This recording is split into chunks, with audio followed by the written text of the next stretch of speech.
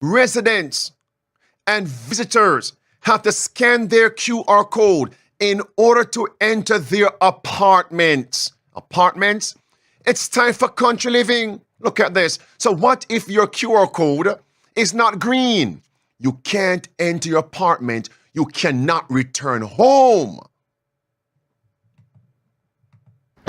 Wang Yu lives in the Beijing suburbs.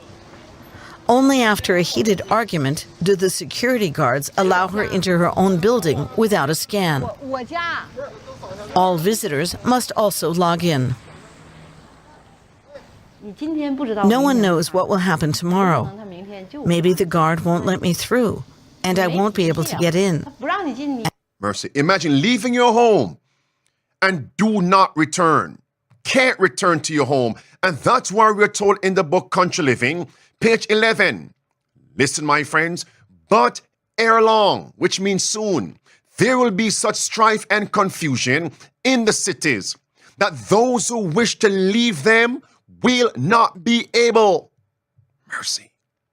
We must be preparing, and today's Friday, preparation day. We must be preparing for these issues. This is the light that is given me. And the QR code app is actually a surveillance tool. Listen to this. Watch. The Chinese government has turned the Corona app into a surveillance tool. Every time it's scanned, names and locations are passed on to the police. You see it, my friends?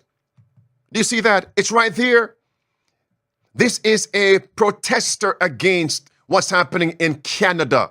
A local business owner spoke at the meeting to express her objection, saying the plan would restrict freedom of movement. She goes on to state, it's not the $30 that's the problem, it's the principle. She goes on, if I refuse to identify myself, I will be fined $1,000. It restricts the freedom of movement of all these residents and tourists who come. Now he said, adding that those who are worried are likely only feeling that way because of the stench left by the pestilence, 19 pandemics policies, and the inoculation passports. Don't forget that you're going to be fined without it. Restriction limited. I'm now going to swing back to Europe, not Asia, not China, to Europe. Where are the watchmen? The drills are going on. The dress rehearsal is going on. Where are the watchmen? On the walls of Zion, this is what I call the beta testing of the mark of the beast. That's what Hillary writes in the chat. I concur. David writes in the chat, this is Operation Warp Speed 2.0. I concur. Look what's happening now in Venice, Italy. Now you know where the Vatican is, right? It is in that same geographical location. That piece of land, the Vatican, came from Italy. And Venice is a tourist resort.